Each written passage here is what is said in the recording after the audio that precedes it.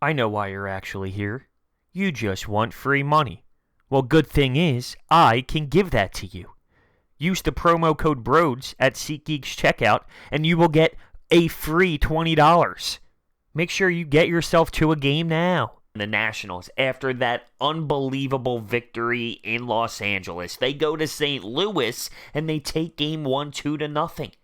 They walked right into St. Louis, took the game, dominated on both sides of the baseball. They had way more opportunities offensively, and they dominated on the bump, and their pitching was absolutely fascinating tonight to watch because it was excellent. We have to start with Anibal Sanchez, right?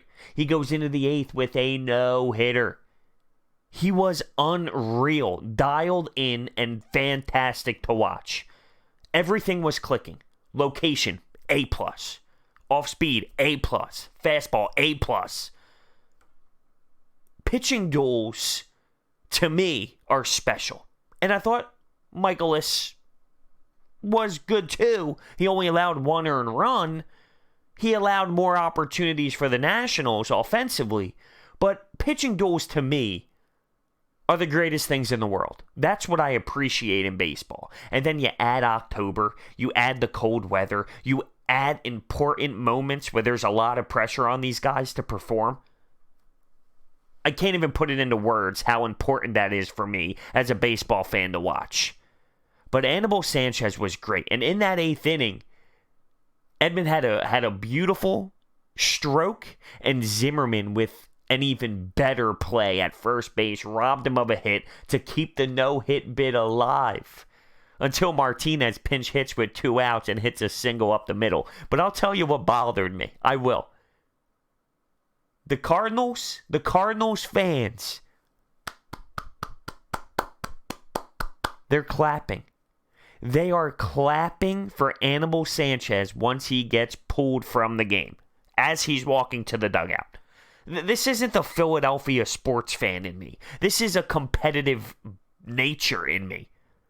I don't care that he had a good game. I respect the hell out of his good game. But if I'm a St. Louis Cardinals fan, the last thing I'm doing is clapping for this guy as he goes to the dugout. I respect it internally. I understand how beautiful that pitching game was out of him. I get it, being a fan of the sport.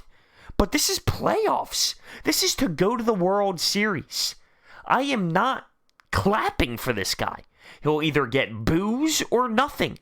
What's the point of having home field advantage if you're not even going to give your team some sort of home field advantage? The point of this, the point of it being a big deal that you're home and have a home game, is because the crowd is supposed to be on your side and make it difficult for the other team to perform. Now, the Nationals did a good job right from the jump to keep them silenced because they scored in the 2nd inning. Gomes hits an RBI double. That puts him on the board early 1-0, and that silenced the crowd to an extent there in Busch Stadium. In the bottom of the 4th, the Cardinals had a chance to actually tie the game without any hits. That's right. Wong walks. He steals 2nd. He gets over to 3rd on the same stolen base attempt because the ball got by the 2nd baseman or the shortstop, and bang, he gets to 3rd base, but they fly out in foul territory. You know the Cardinals aren't going to get 15 hits a game, 10 hits a game, 12 hits a game. That's not their style of offense. They're going to get on base. They're going to be aggressive. They're going to steal, and that's how they're going to have to find ways to score. They're going to have to play gritty. They're going to have to move base runners. That's just what they're going to have to do because they are known to not really rack up an insane amount of hits. They also, in the bottom of the 6th, had a chance. Hit by a pitch, stole 2nd, went over to 3rd. Same type of deal. That's the way they're going to have to try and score runs. Today, they weren't good enough, though. They were men on 3rd base 2 times here when they were down 1 run. They have to find a way to score more. Now, I talked about Nikolas. In that 5th inning, bases juiced, Juan Soto up, 2 outs. Now, Juan Soto's taking pitches, and he's playing with his mouth a little bit, with his tongue. He's staring him down. He's grabbing his crotch area. It was disturbing to even look at. I don't know what the hell was going on there. But Juan Soto ends up grounding out, And Nikolas stares at him and gives him a junk grab of his own. Good. I like that. But seriously, what the hell was Juan Soto doing in that moment? What is that? What is that stare down when he's taking a pitch and playing with his mouth? It's just weird, creepy, and not necessary whatsoever. But I digress. The 7th inning is when the Nationals had a chance to knock on even more runs. Because at this time, it's a 1-0 game. Eaton gets a 1-out triple. Then it's 1st and 3rd with Juan Soto. He ends up grounding out, or striking out. He struck out in that moment. Miller was on the mound during that time. At this point in the game, the Cardinals are just flowing with different pitchers, going to the bullpen constantly, and trying to find out how they're going to get out of this jam. But Howie Kendrick, of all people, gets an RBI with 2 outs, and they take a 2-0 lead.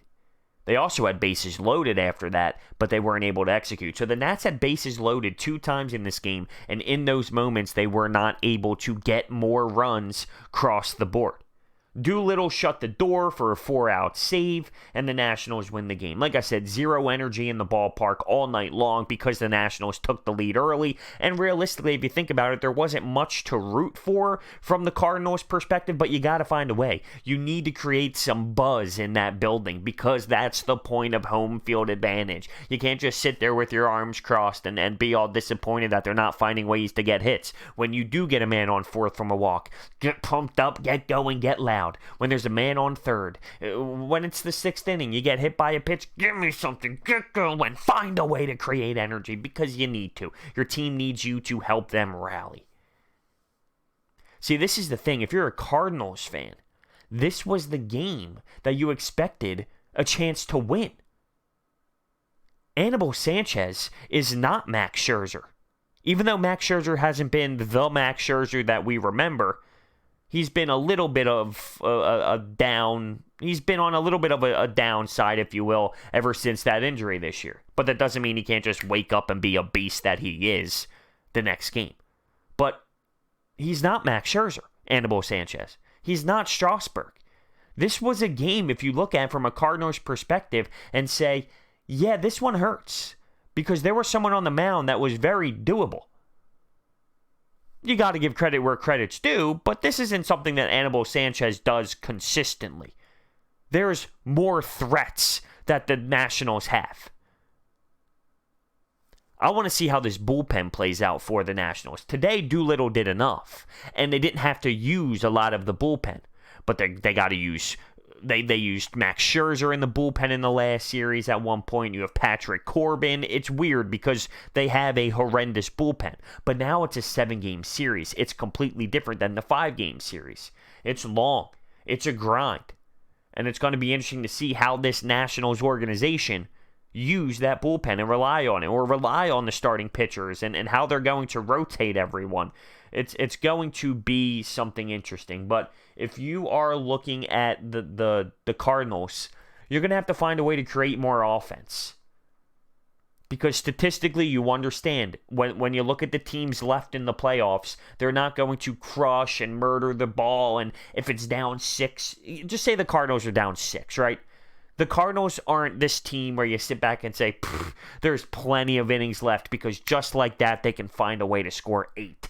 They don't have that type of offense. The Dodgers, even though they fell in the first round, but the Dodgers all season long, if they were down 6, 7, 8 runs, you knew that there was an opportunity for them to crush 10 runs in an inning and find a way to win the baseball game. This Cardinals team doesn't have that. They score in these grindy ways. They get on base from a walk, they steal, they're aggressive, and then they knock 1 run in there. Like, that's what they do. So they're going to have to find a way to do that. But their starting pitching today did fine. And realistically, when you think about it, they allowed 2 runs.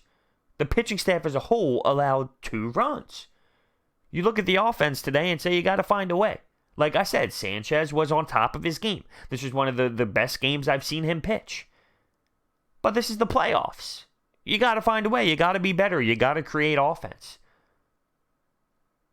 Now, you can argue in that 9th inning, Wong ends up bunting to try and get on first. Now, this is something that he has done all season long. And it was super close. Like, if it was just a little bit left or a little bit right, Doolittle would have maybe had more trouble trying to get it and turning his body and firing it over to first base. I just think in that situation, do you rely on a bunt? I mean, it was somewhat close, but he did get thrown out by maybe a foot. I don't know. Because it didn't work, I sit here and say, should we really try and bunt in that situation? And I say we as if, I'm just saying if I was in the St. Louis Cardinals mindset. I don't care who wins. I don't. How can you say that, bro? You're a Philadelphia Phillies fan.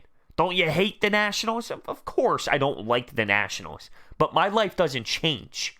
This has been a mindset of mine forever. If it's not the Philadelphia sports teams that win the championship, I wake up the next day and my life is the same. Nothing changes. The only way it will affect my life is if the Dallas Cowboys win the Super Bowl. That's it. Other than that, nothing really bothers me because I wake up the next day and I go to work. Right? So I don't give a damn. I watch sports for the beauty of sports. That's what I do.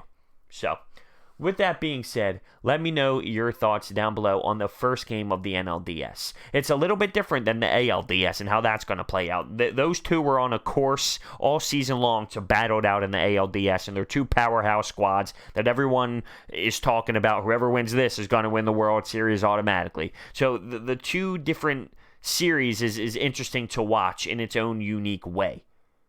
But this is going to be a grind out type of series. It's not going to be pretty baseball. It's not going to be the same style of baseball as the Astros and Yankees, but it will still be entertaining in its own way. So let me know your thoughts. Thank you so much for listening, and I'll see you on the next one.